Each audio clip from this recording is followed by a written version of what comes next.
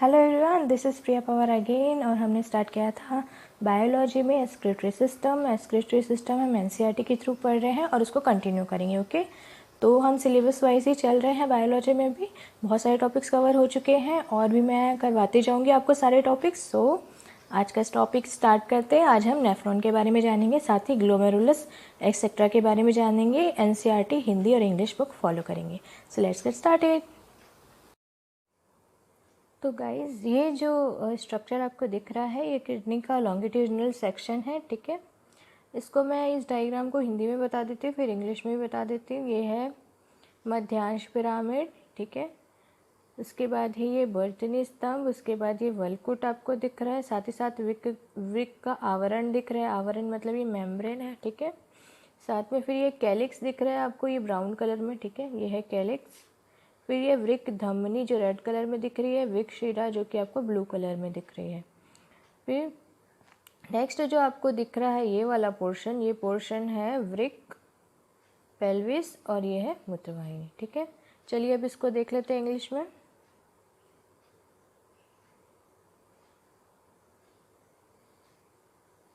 ये देखिए, ये है renal column, okay.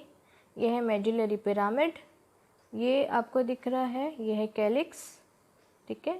Red one is renal artery, blue one is renal vein, and this is renal pelvis. Okay, this one is renal pelvis, that is ureter, and this is renal capsule. ठीक है, ये जो पूरा bound हो रहा है this is called as renal capsule.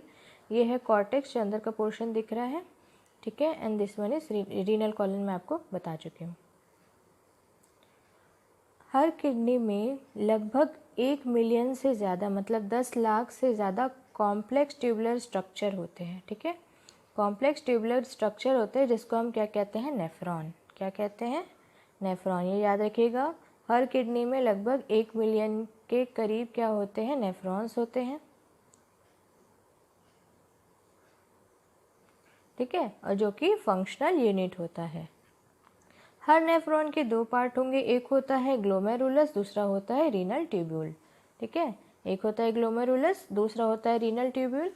Glomerulus एक capillaries के साथ का एक स्ट्रक्चर होता है जिसमें एफरेंट आर्ट्रियोल होता है, ठीक है। अलग अलग एफरेंट आर्ट्रियोल से मिल करके बनता है, और एक फाइन ब्रांच होता है रीनल आर्टरी का, ठीक है। ब्लड जो है ग्लोमेरुलस से क्या ली जाती है, और एफरेंट आर्ट्रियोल के द्वारा इसको लिया जाता है, ठीक है। तो ब्लड कहाँ आएगा, ग्लोमेरुलस में एफरेंट आर्ट्रियोल के थ्रू आएगा। अभी मैं इसका स्ट्रक्चर आपको समझाने वाली हूँ, ठीक है। चलिए समझते हैं इसका स्ट्रक्चर। देखिए, ये जो रेड कलर में दिख रहा है ये दिख रहा है एफरेंट आर्ट्रियोल। जैसे मैंने बताया था ग्लोमेरुलस में कहाँ से आएगा ब्लड, तो एफरेंट आर्ट्रियोल के थ्रू आएगा। ये देखो, ये एफरेंट है और ये इफरेंट है, ठीक है। ये दोनों अलग अलग याद रखिएगा।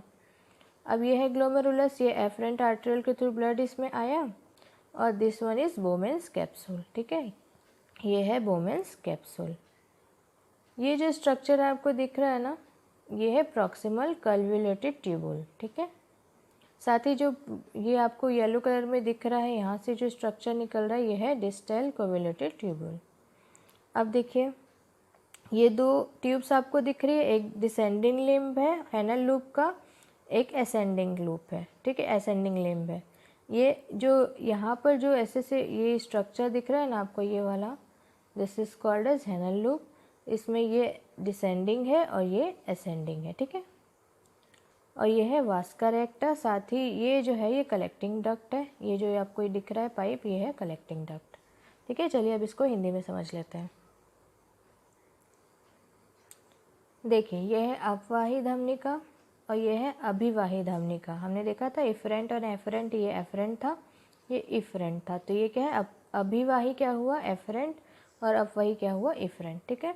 ये ग्लोमेरुलस है, ये बोमेन संपुट है, बोमेन कैप्सूल है, ठीक है। ये सम से संवालित नलिका है, ये दूरस्थ संवालित नलिका है, ये अवरोही भुजा है, ये आरोही भुजा है, ये वाला असेंडिंग, और ये अवरोही भुजा है, डिसेंडिंग लिम्ब जिसको कहते हैं। ये वासा रेक्टा है, और इसी को हम क्या कहते हैं, हेनल लूप। मैंने ऐसे बताया था आपको, this one is called Henle loop. और ये है संग्रह नलिका, मतलब ब्लड जब प्योरीफाई होगा उसके बाद यहीं पर आकर के क्या होगा, इकट्ठा होगा।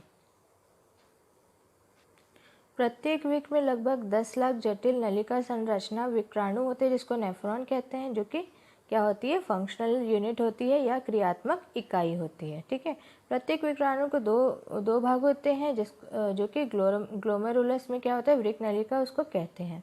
तो जो गुच्छा वृक्कीय धमनी की शाखा जो होती है वो अभिवाही धमनियों से बनी कोशिकाएं, जो कैपिलरीज का एक गुच्छा होता है। ठीक है, ग्लोमेरुलस से रक्त अपवाही धमनिका द्वारा ले लिया जाता है। ठीक है, आई होप आपको समझ आ रहा होगा।